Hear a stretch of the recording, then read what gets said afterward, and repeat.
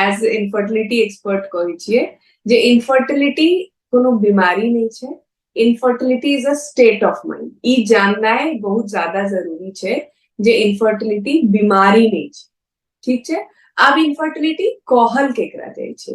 Infertility कहल जाय छै जखन अहाँ 1 साल से वाइफ और हस्बैंड एक साथ रह रहल छियै और ट्राई कर रहल छियै नेचुरली, और अहाँ प्रेग्नेंट नहीं भ पाबि रहल छियै, मतलब कि 12 महीना या 1 साल अहाँ के ट्राई केनाइ जे छै से जरूरी है to qualify as an infertile couple. मतलब 1 साल अगर अहाँ एक साथ, अब बहुत बेर की होइ छै हमरा सब लग पेशेंट आयल कहलक जे मैडम बियाह के 2 साल भ गेलै और हमरा बच्चा नहीं भ रहलै। जखन अहाँ डिटेल में पूछबै तो पता चलत अहाँके जे 2 साल तो भ गेलनि है, लेकिन वाइफ हस्बैंड अलग अलग रहि रहल छलखिन है, हार्डली 4 महीना से एक संगे रहल लागलखिन है।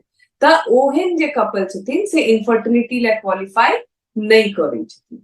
सेकेंड थिंग जे ई 1 साल के हम सब टाइम पीरियड दै छलियै, आब देखल गेलै कि बियाह के एज जे छै से ज्यादा भ गेलै, तो जखन ई 35 इयर्स के ऊपर होइ छै तखन हम सब 6 महीना मानै छियै एकरा। मतलब कि अगर अहाँ के एज, वाइफ के एज 35 इयर्स से ज्यादा है और अहाँ 6 महीना लगातार ट्राई क लेलियै, तखन अहाँ इनफर्टाइल कहा सकै छियै और अहाँ इनफर्टिलिटी ट्रीटमेंट ल सकै छियै। मतलब लेस देन 35 इयर्स एज में 12 महीना और मोर देन 35 इयर्स के एज में 6 महीना अगर अहाँ नेचुरली ट्राई के लिए और अहाँ प्रेग्नेंट नहीं भेलियै, then you qualify as an infertile.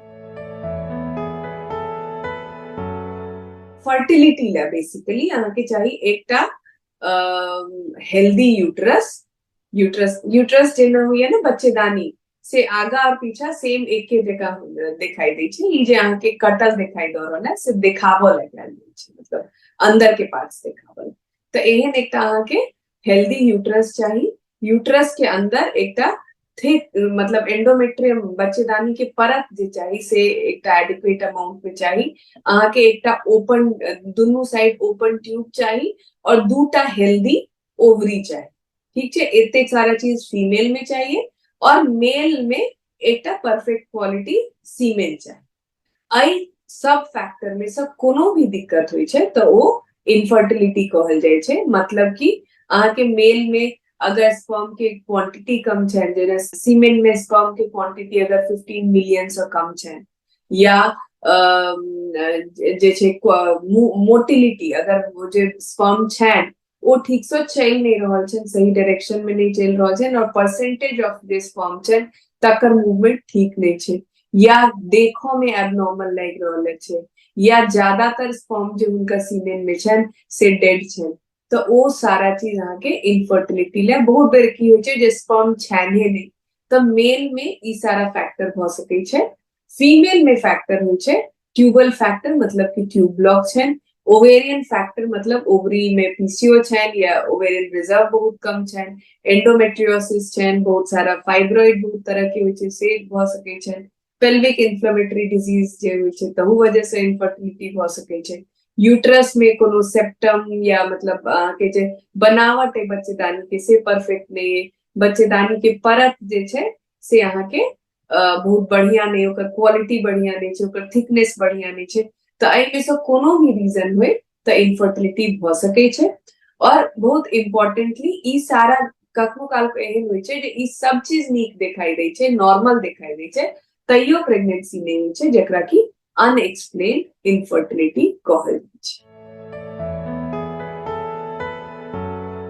Almost 50%, मतलब अगर 10 पेशेंट हम इनफर्टिलिटी के देख रहल छियै तो ओहिमे 5टा केस में मेल फैक्टर होइ छै।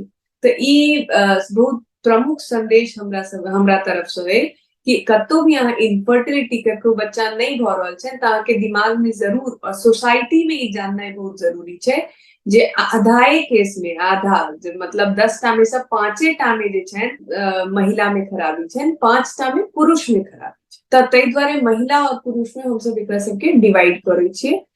पुरुष के पहले हम कह चाहब कियाकि पुरुष में एकेटा मेन टेस्ट होइ छै, semen analysis and culture sensitivity. एकटा सीमेन के सैंपल दै छथिन, तही सो मोस्टली 80% ऑफ द थिंग जे होइ छै से पता चल जाए छे जे हिनका की छे। और ओहो जे प्रोसीजर छे, ओ जे सीमेन देबो के प्रोसीजर छे से इन्वेजिव नहीं छे, मतलब अहाँ जस्ट एकटा इजैकुलेट जेना करै छी तेना कऽ कऽ अहाँ दऽ सकै छी।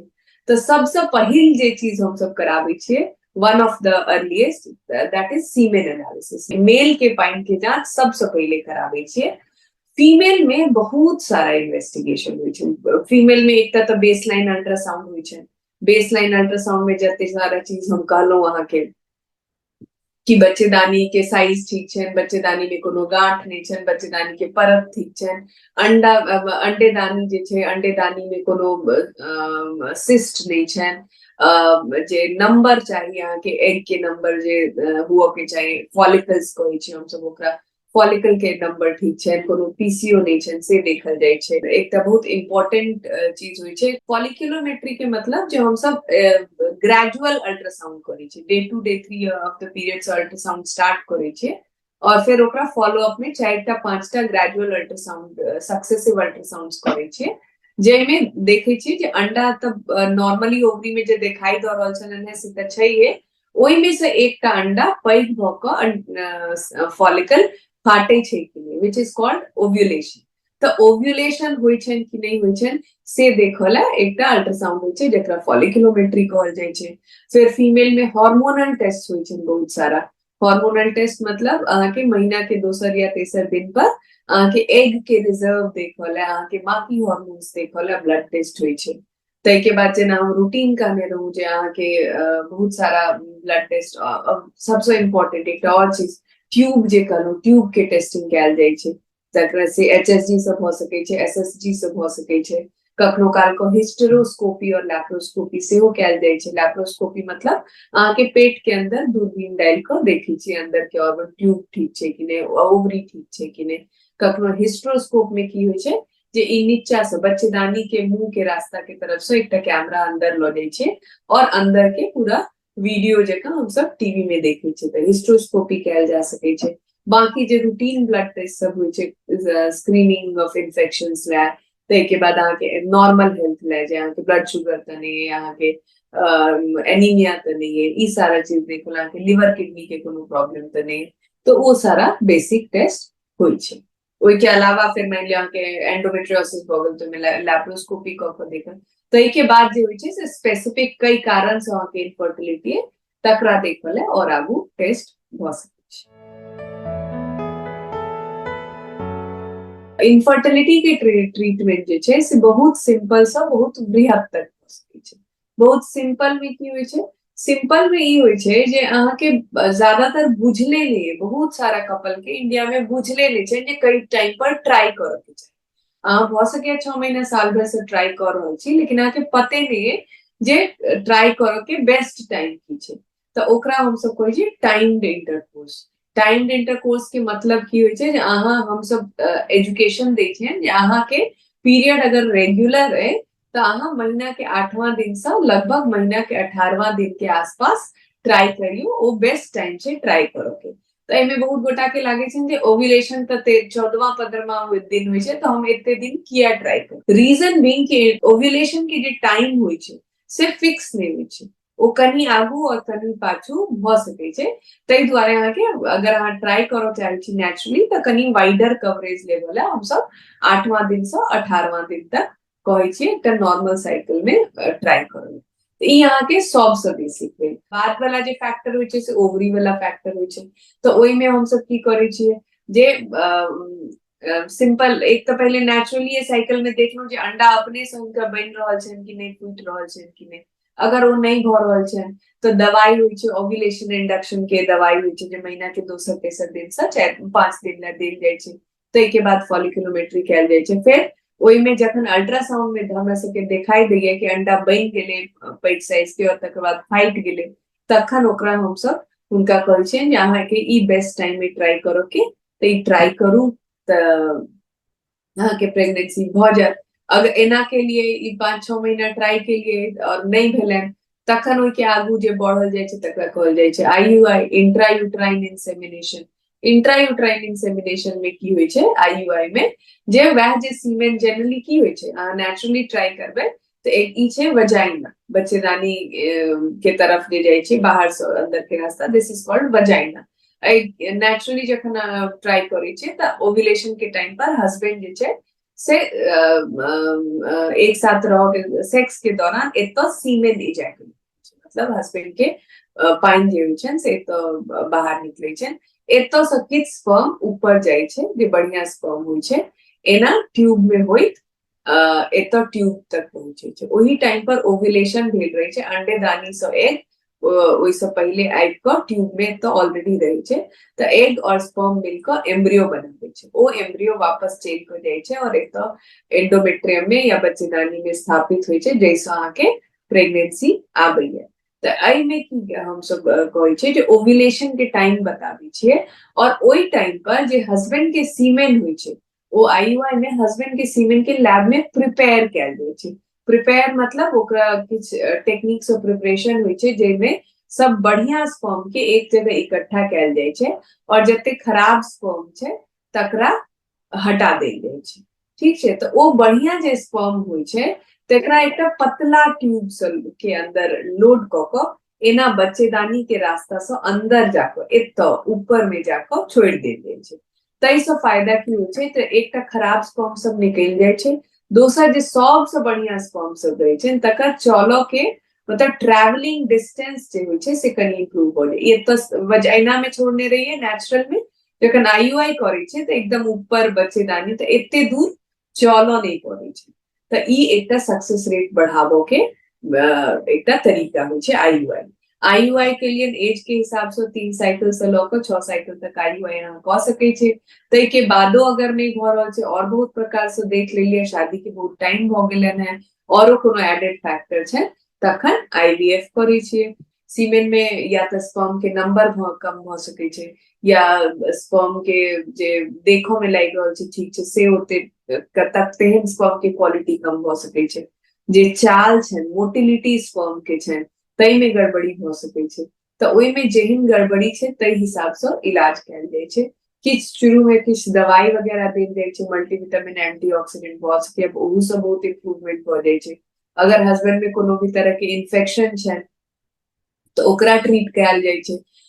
स्पर्म एबनॉर्मेलिटी के बहुत इम्पोर्टेंट रीजन छे स्मोकिंग। अगर स्मोकिंग छे तो स्मोकिंग या कोनो और ड्रग एडिक्शन छे तो ओकरा सबके बंद करा के सीमेन क्वालिटी के इम्प्रूव किया जा सके छे। तै के बादो अगर नहीं होय छे तो अगर हल्का प्रॉब्लम छे सीमेन में तो आईयूआई कैल जाय छे। अगर बहुत मेजर प्रॉब्लम छे या बहुत कम स्पर्म छे या स्पर्म नहीं छे तै केस में के आईवीएफ के इक्सी के जरूरत पड़े। एज फैक्टर में इम्पोर्टेंट ई होय छे जे अहाँ के टीन एज, पहिल तो अहाँ के टीन एज में प्रेगनेंसी नहीं हो के चाहिए, ये एकटा बेसिक नॉलेज है। दोसर कि जेना जेना अहाँ के एज बढ़े है, एकटा फीमेल के एज बढ़े छे तो हुनकर एग में, अंडेदानी में एग के नंबर जे होय छे क्वांटिटी से कम हुआ लागे छे, आ दोसर क्वालिटी जे छे से वो कम हुआ लागे छे, और वो कोनो दवाई से बहुत ज्यादा इम्प्रूव नहीं होय छे। तई दुआरे एज के बहुत ज्यादा नहीं बढ़ाब, ई समझ सके छी हम सब कि करियर ओरिएंटेड आप सब फीमेल छथिन और ई रिक्वायरमेंट छे आई के जमाना के बहुत ज्यादा कि आके पढ़ाई करे के, आके नौकरी करे के, तई सब रीजन से बियाह के जे एज छे से जनरली देखल गेले है जे बढ़ल जा रहल छे।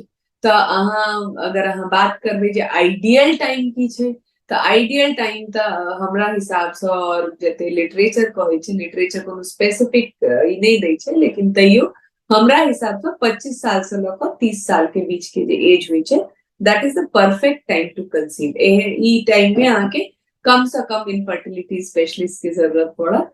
तो 25 to 30 इयर्स जे छे से बेस्ट टाइम छे। ओइ से पहलेओ में आके बहुत सारा चीज कॉम्प्रोमाइज भ सकै है, और ओइ के बाद में तो ई फीमेल के अहाँ आइडियली लियो तो 25 to 30 इयर्स छे। मेल के एज के कनिक फायदा छे, उनका सबके बहुत ज्यादा उतेक ज्यादा एज के असर तो खैर सब के होय छे, तो हुनका सब में एज आइडियली छे जे अहाँ 35 से मतलब 35 से पहले बच्चा क लियो तो बढ़िया रहे छे। ओना स्पर्म क्वालिटी हम सब एहनो देखे छे 50-55 में मेल सबके बहुत बेर अगर अहाँ के हेल्दी लाइफस्टाइल और कोनो प्रॉब्लम नहीं है तब देखल गेले है कि जे स्पर्म क्वालिटी में बहुत बेर बहुत डिरेंजमेंट नहीं हुई छे।